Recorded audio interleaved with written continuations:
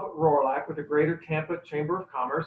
I want to thank and welcome all of our viewers to our 2019 candidate interviews for the City of Tampa. We are interviewing the candidates for Tampa City Council and the Mayor's Office, and the Chamber is focused on policy, not politics, as we go into this election season.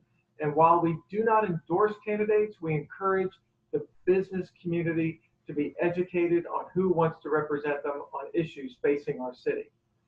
It's important to be informed, and that's why we have the videos. So today we're excited to have David Loos with us. David is running for City Council District 1 with us today. Thank you for joining us today, David. Thank you for having me. Let's get right into the questions. We are just 5 weeks away from Election Day. Now that we are in the final stretch, can you give us a brief 30 seconds or less update on your campaign and what message you want to deliver to the voters here in the final stretch? Yes, the message I would like to get across to the constituents is at its core, City Council is the voice of the people, and its job is to ensure there are opportunities in a safe environment that you're able to live a happy and productive life. Those are based on 3 investments that I like to call your family, your home, and your business. Each one of those we can go in more detail, or you can go to my website for davidloosfortampa.com. Very good. Our next question is on workforce housing. What zoning or policy changes would you support to address the growing workforce housing needs in Tampa? So there's no one silver bullet for this issue. As many cities across the country are currently experiencing, affordable housing and workforce housing is an issue. I would start with parking minimums, decrease parking minimums, or altogether get rid of them over a period of time. Also do inclusionary zoning, which includes kind of a sprinkled in effect, and also incremental development. So look at triplexes, duplexes, fourplexes, and slowly move them into single family homes, but in increments, so it's not a radical change. Okay, good. Our next question is about the city budget.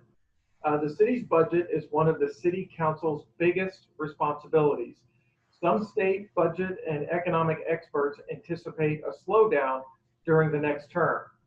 How would you prioritize spending during a slowdown? Where would you anticipate any type budget cuts or tax increases under your leadership? My first choice would not be look at tax increases. For me personally, I think there are opportunities when we come to a slim budget to start doing partnerships with the private sector, fill in the gaps where government's lagging behind, or perhaps take over those aspects. Okay, good. Our next question is on permitting. Tampa has been considered a difficult city to go through in terms of the permitting process. What will you do for the city to earn a reputation as a safe but permit-friendly city? So we deal with permitting quite a bit in my field of industry, or the industry I'm in. Permitting is a problem here with development, both residential and commercial. At the core of its issue is there's just not enough inspectors to go around to release those COs. So what I would do is I would encourage us to further develop that department within the city. Okay. Our next question is on home rule. Local governments across the state have been critical of the legislature in recent years. Do you agree that preemption has become a problem in Tallahassee? If yes, how would you work to establish a productive relationship with our legislative delegation? So that's a complicated question. What I would first do is sit down and talk to our local delegation here in the Bay Area, talk about different ways we can help each other succeed.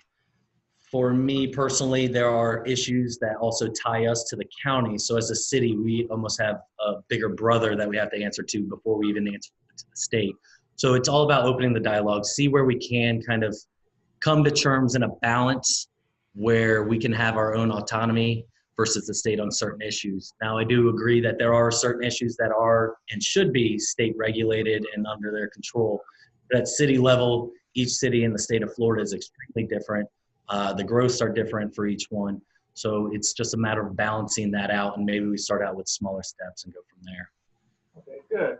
Now on to economic development. Yeah. Utilization of public-private partnerships continue to be an asset for local governments across the country.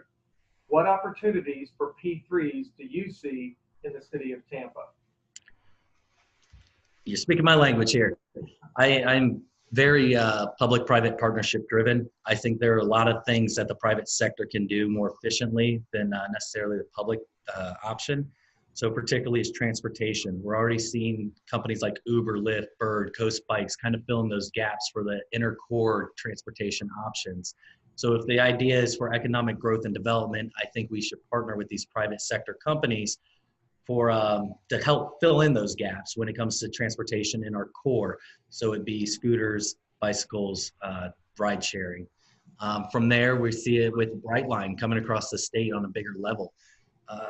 Where the government wasn't able to get a rail across the state, private sector company is able to do that. And I think there are other avenues that we could partner up on P3s or do P3s to be more efficient as a government and save on money as well. Okay. Next question is on transportation that you just commented on. We all have lists of transportation projects now that we have the revenue from the sales tax increase. But I want to hear the first and most important transportation investment you want to see.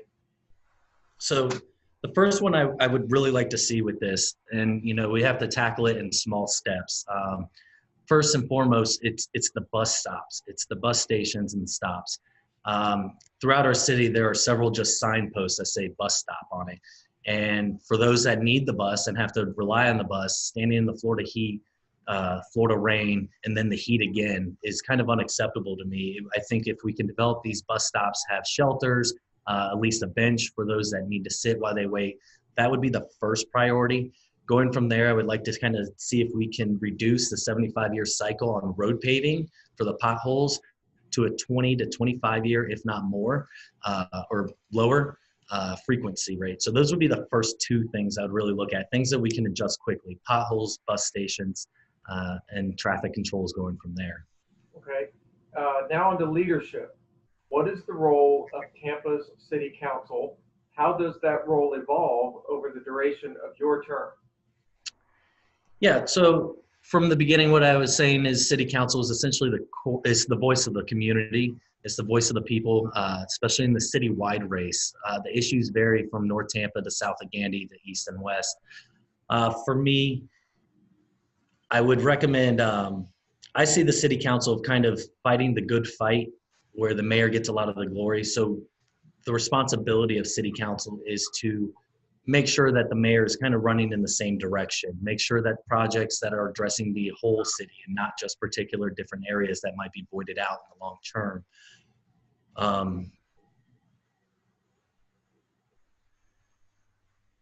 Sorry about that. All right. For the whole term, I would like to see City Council actually get a little bit stronger if possible. Maybe start off with a wish list and things that we could do in the community development, from green spaces and potholes, street signs, street lights, smaller things on our level that we could accomplish, or at least have a goal to set out at the beginning of the year with the mayor's office, and kind of just hold the mayor accountable, honestly, as best as we can. Unfortunately, the City Council power isn't as strong as some other ones, but if we can find a balance and make sure the mayor has a straight vision that kind of falls in with the whole city, I think we're in the right direction. Okay. We've touched on several important policies. Before we wrap up, is there a priority you have that we didn't discuss or something you would like to reemphasize? For me, it comes back to just doing what's best for each neighborhood. Each neighborhood has its own issues. We got to make sure there's recreational spaces as well as affordable housing, make sure the roads are safe. So looking back at the three investments that I call your family, your home, and your business, your family is your safety. This should be your first and number one investment.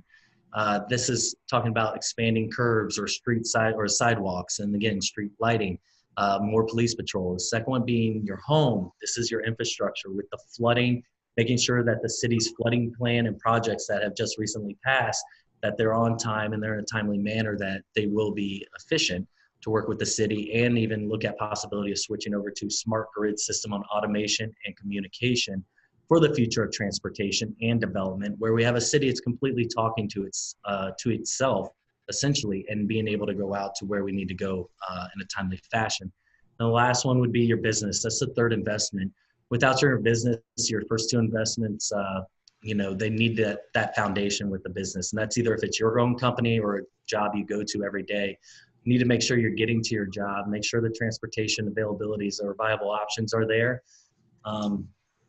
And make sure we have a healthy, happy job market.